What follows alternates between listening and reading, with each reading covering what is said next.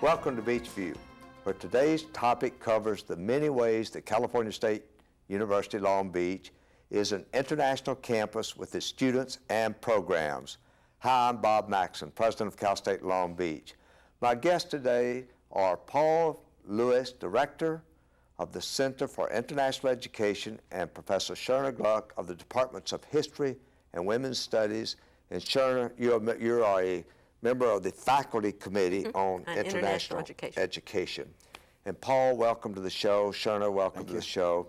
And I just want our viewers out there to know, and this is a perfect topic because, you know, probably by our own ethnic makeup of this community, we're one of the most internationally diverse communities in the country if you look at our many heritages that have come together in Long Beach. And I want our viewers to know that I have two people right here that know as much about international education, both from study and experience, as any two people I know anywhere. And this campus is lucky to have both of you. And Paul, start out just a moment. Tell us what the center is. What is our Center for International Education? Sure, I'll be glad to, and thanks for having us here today. The Center for International Education is a service office at the university. And if you think of it in terms of like an umbrella, under that umbrella are several different operations. And the first, in terms of sort of sequencing, can be thought of as international admissions. So all of the students who come from outside the United States, and even some from inside the United States who have had educational experience outside the United States, they all come through our office in order to enter Cal State Long Beach. So that's international admissions. We also have a segment for international student services, so that after those students enter the United States, they need some special help in terms of registering for class and special kind of counseling for adjustment to the campus, adjustment to a new culture. So we have international student services. We also have a study abroad section of the office for the encouragement of American students, domestic students, to go outside the United States in order to have an experience living in another culture, learning another language, and so on.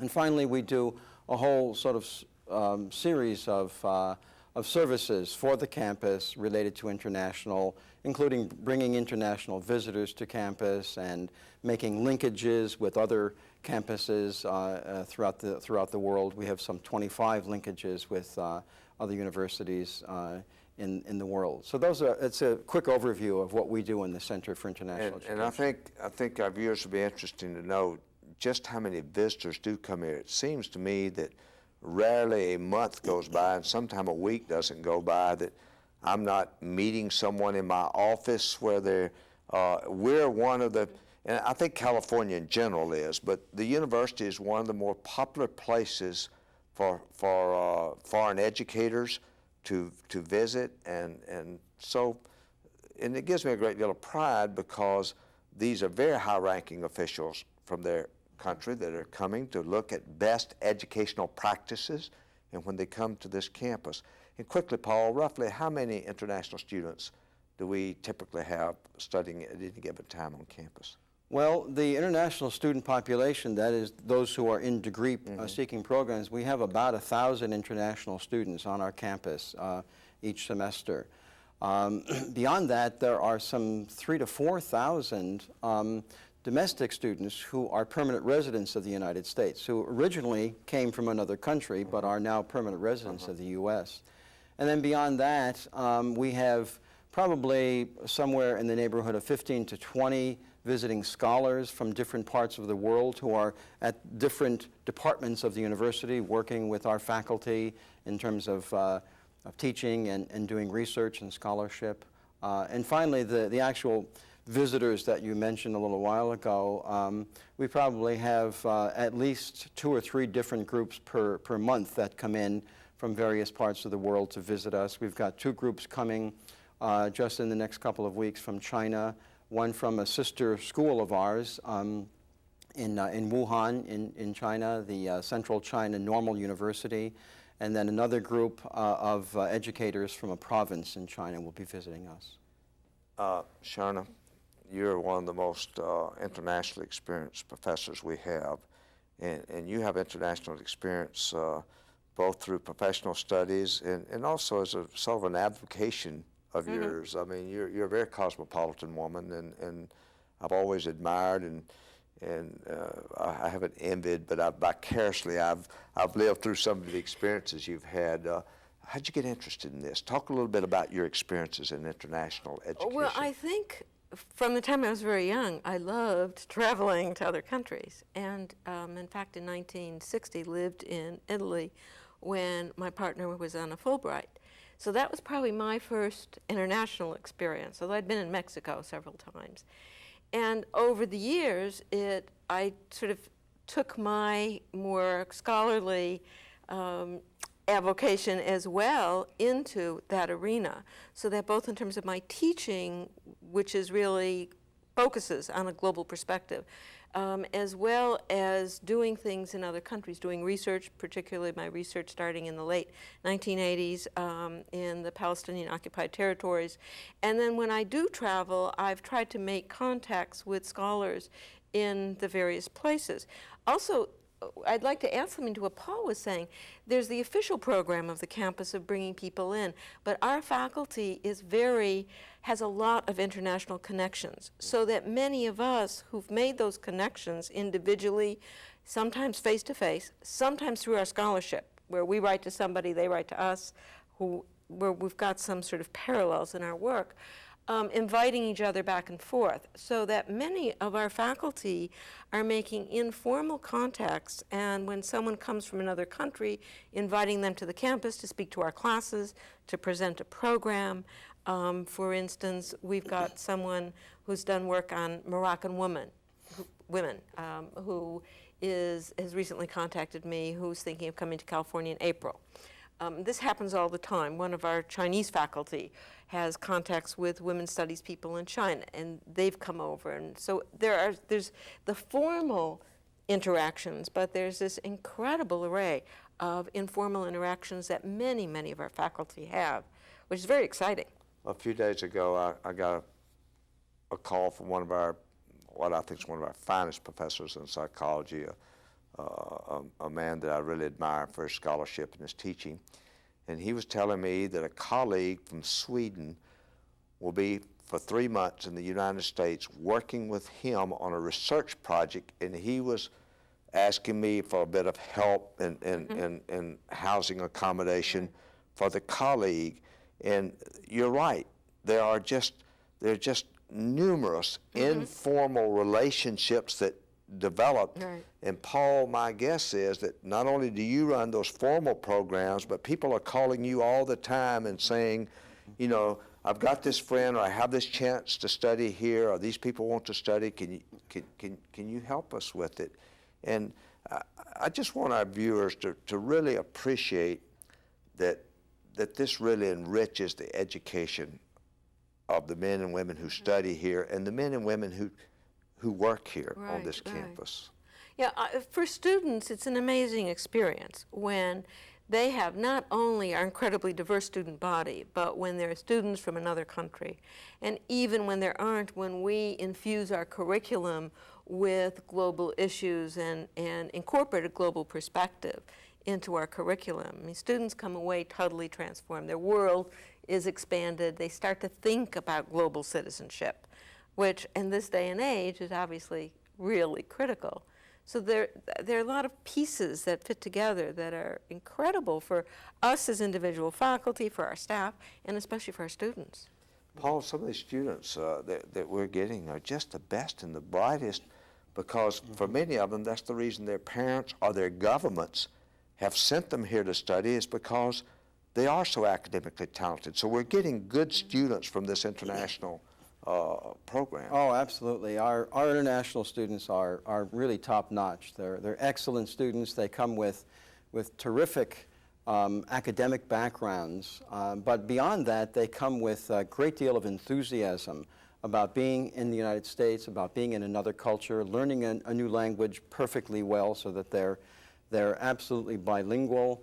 And then after that, they become bicultural so that they can work very well in the United States as well as in their home country. So it's a wonderful opportunity for them.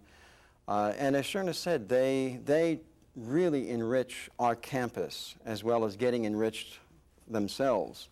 They interact with our domestic students, with our California students, and those students get to know people from another culture that they would never probably have the opportunity to visit on their own. Or certainly not all of those other cultures. We've got students from more than 70 different countries on our campus. And even if one of our students, one of our domestic students goes abroad, usually they would go to one country, not to 70 countries. So it's a terrific experience for everybody involved. Sherna, we're going to take a break in 1 minute, but I want to ask you a quick question. It seems to me, and this is not unrelated to your area of study and your interest, it seems to me that there's the potential for an awful lot of goodwill to be developed between this country and other countries of the world. The students come here, and frankly, most of the students who come here to study are going back to be in leadership positions in their country.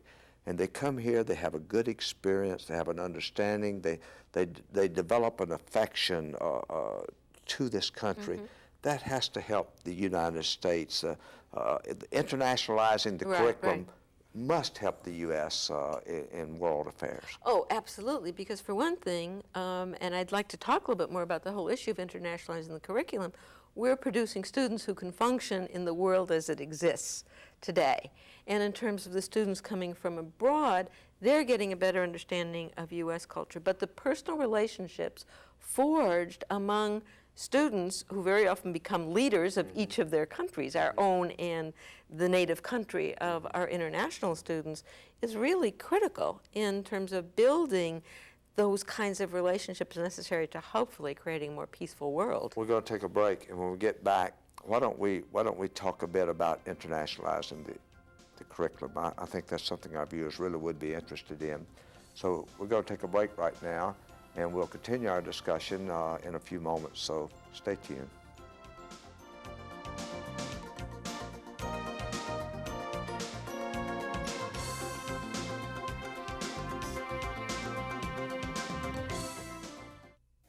Miranda, what you doing today? Cleaning my mice.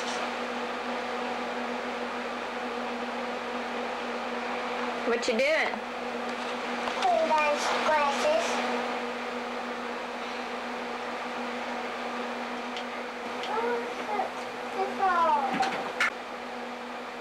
If you don't stop your friend from driving drunk, who will? Now what you doing? Do whatever it takes. Which child deserves to be read to? This one? Or is it this one? Which child will learn to use a toothbrush? Who will have a chance to sing? The choice is yours. Volunteer for Head Start. With your help, more low-income preschool children can get what other children already have. Change the world of a child, and you change the world.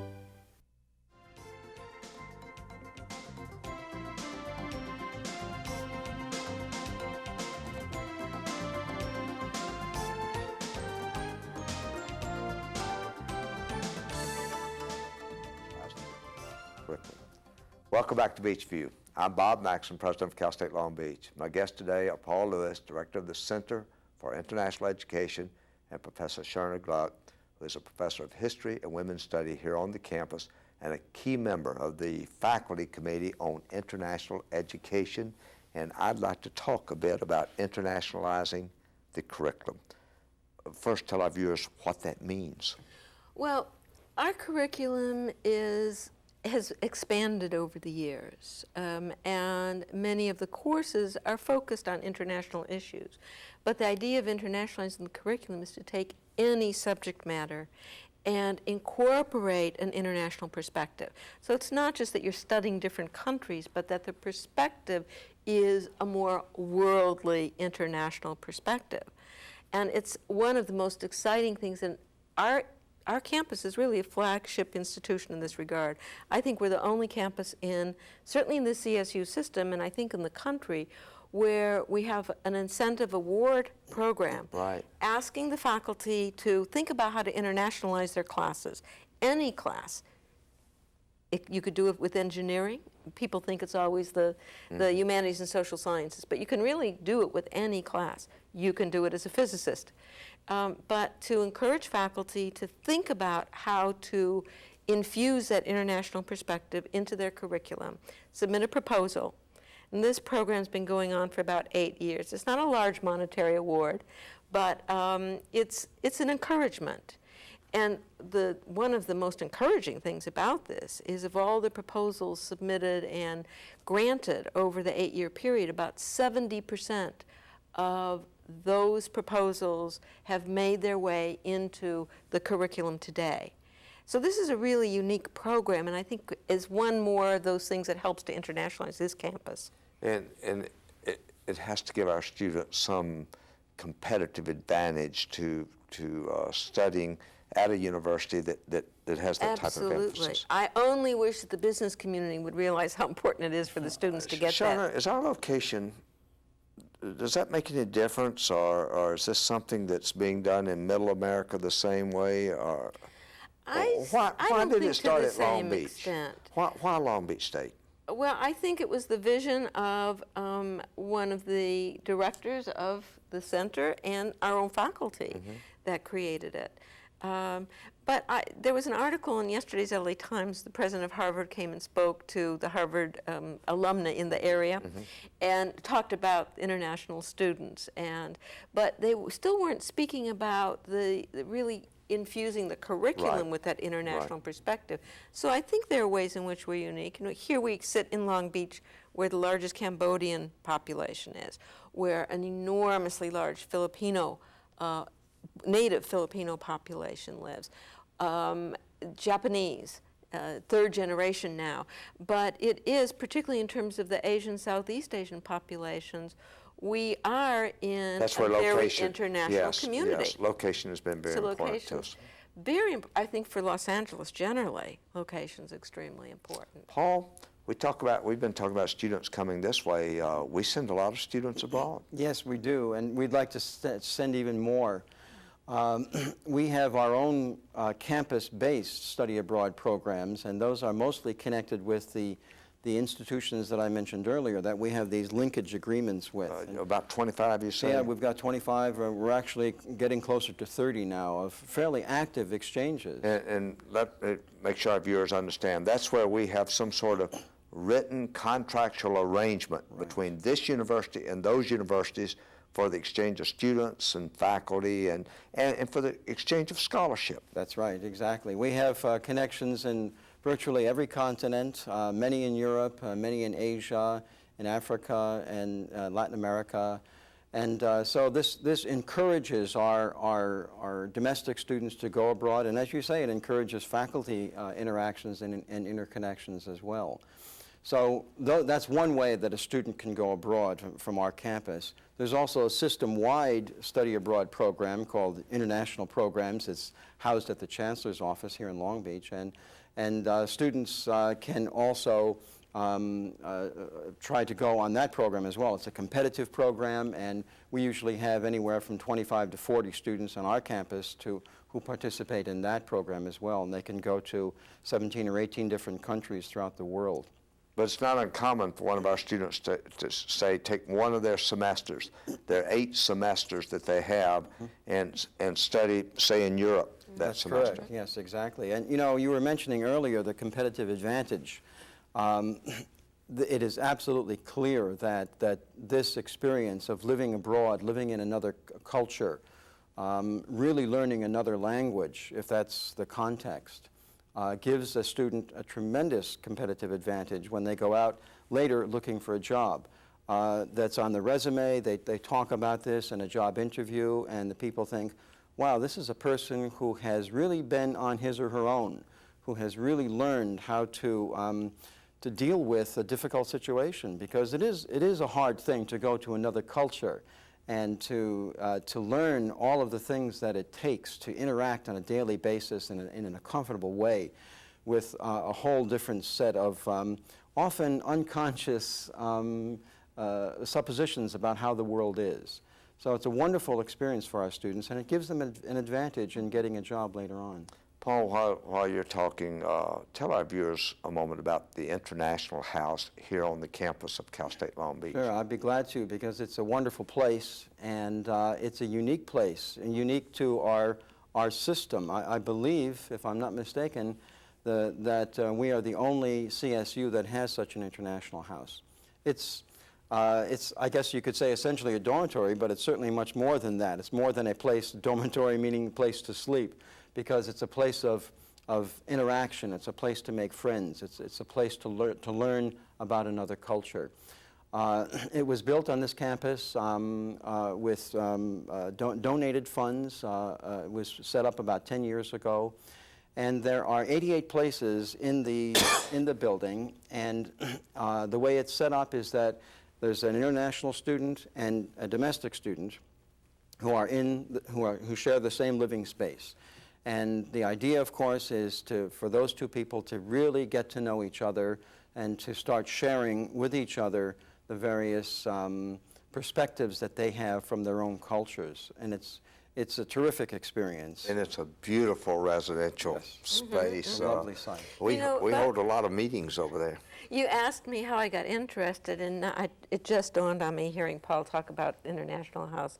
When I was a student at Berkeley, I used to go to events at International House all the time, and that was probably my very first exposure as a student, a Native American student, having those international contacts. Well, let me ask each of you a quick question, and I should mention your educational backgrounds. You did your graduate work at Berkeley, which is one of the great institutions. You were at the University of Michigan. Did you sort of grow up interested in international, or was it at the university that you developed this, that whetted your appetite to do this? I think for me it was at the university as an undergraduate. Which goes to show why these experiences are so important. Because I'd lived in Chicago, which was somewhat cosmopolitan, but in a very, in those days neighborhoods were very tight. I don't think I had it was ethnically a mixed neighborhood, but that didn't do it. But it was, I think in those days we just didn't have that kind of consciousness. So it really was as an undergraduate, I think, that I developed that interest in consciousness. Paul, when did you decide you were going to be a director for Center for International Education? I think that just sort of happened.